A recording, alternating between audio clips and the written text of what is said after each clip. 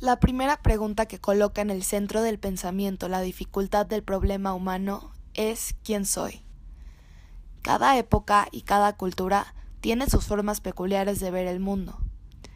A lo largo de nuestra historia, la pregunta ha sido planteada, y desde la conquista ha sido indisolublemente ligada a la cuestión indígena. El indígena siempre ha sido comprendido y juzgado por el no indio. Villoro distingue 3 momentos fundamentales en la definición de nuestra identidad. Al primero le denomina lo indígena caracterizado por la providencia, que corresponde a la cosmovisión religiosa que España aporta al Nuevo Mundo, y aunque misioneros y conquistadores no coinciden del todo, ambos ven que la única solución es la asimilación del individuo a la nueva sociedad, a la nueva cultura y a la religión cristiana. Al segundo lo caracteriza como lo indígena manifestado por la razón universal, en donde a su vez distingue 3 etapas. La primera la llama el humanismo ilustrado del siglo XVIII, en donde Francisco Javier Clavijero representa la visión más completa. Este personaje era un criollo novohispano que, contrario al pensamiento que predominaba en la época, sostuvo que el indio no era inferior, solo diferente. La segunda etapa la llamó metamorfosis romántica del pasado indígena que justifica la independencia. Esta segunda etapa data del año 1794, fecha en la que Fray Servando Teresa de Mier predicó un sermón con el que buscaba igualar al indio con el español, y así socavar los cimientos de la dependencia americana. La historiografía cientista del siglo XIX constituye la tercera etapa, en la cual el indígena se convierte en un mero objeto racional. En estas 3 etapas, el ser del indio se revela como puro pasado, y ahora el criollo puede reconocerlo como suyo. En el tercer momento, Villoro dice que se busca incorporar al indio a la sociedad mexicana. Se empieza a ver al indígena como un ser explotado y esclavizado por otros grupos sociales. De esta manera, aparece la idea de un México dividido, cuya síntesis solo puede lograrse mediante el mestizaje. Hay que sumar un cuarto momento, el actual.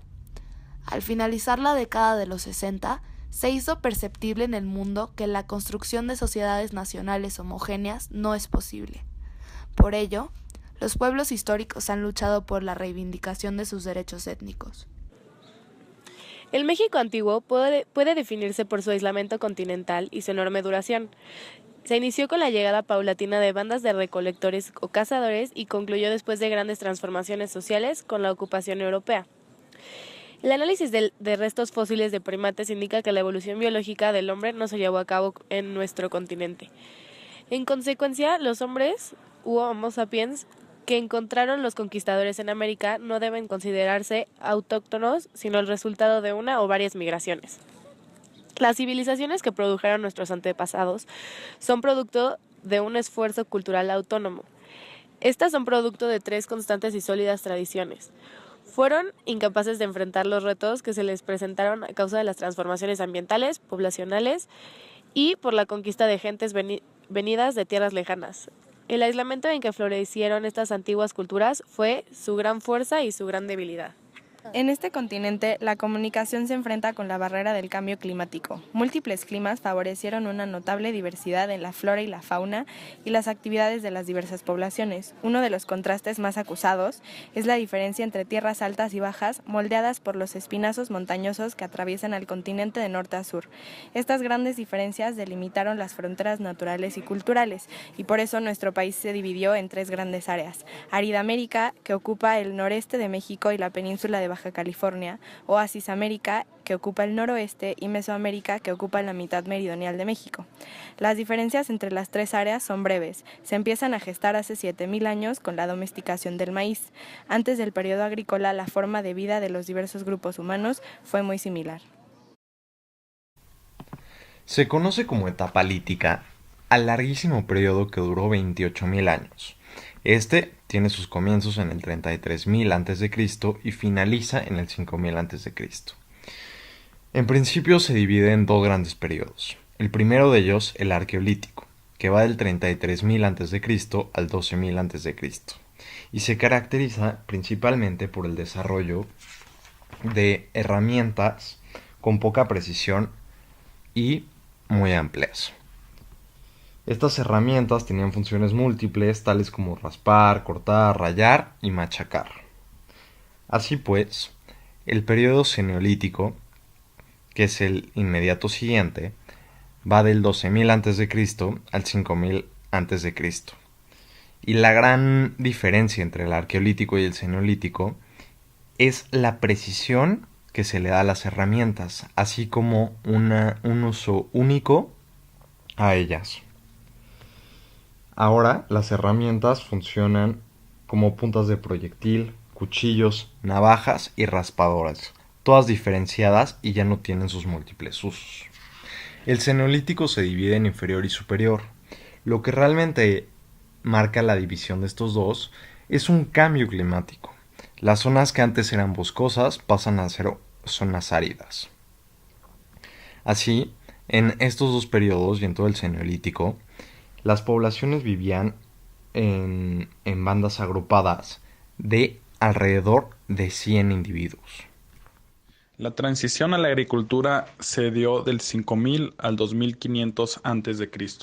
Una sociedad se define como agrícola cuando adquiere un patrón de subsistencia en el que predomina la producción y consumo de alimentos cultivados.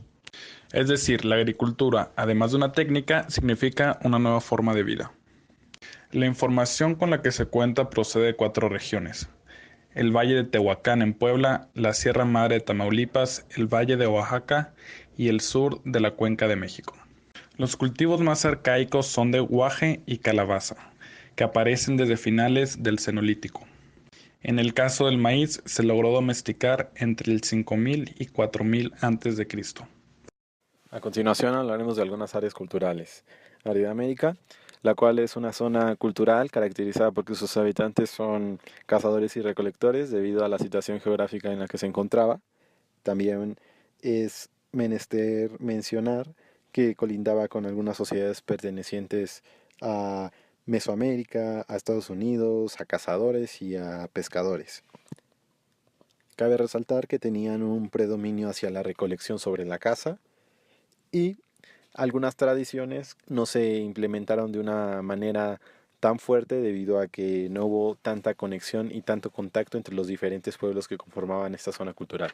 Es muy poco lo que se sabe acerca de esta zona, sin embargo se cree que duró más de 9 milenios y cuando llegaron los españoles ya no se encontraban en México.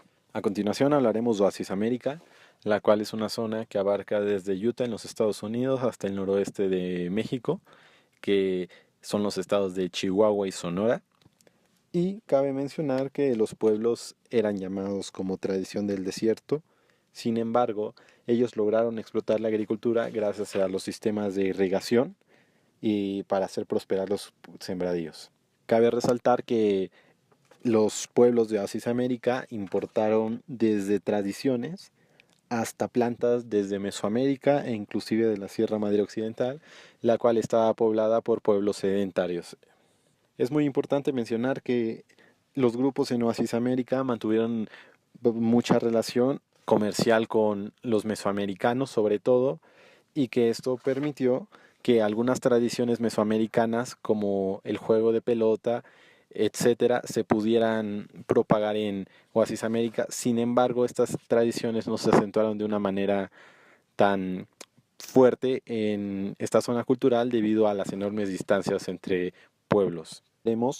Ahora veremos la conformación de Oasis América, la cual se divide en 5 regiones principales, las cuales son Anasazi, Jocoham, Mogollón, Fremont y Pattaya.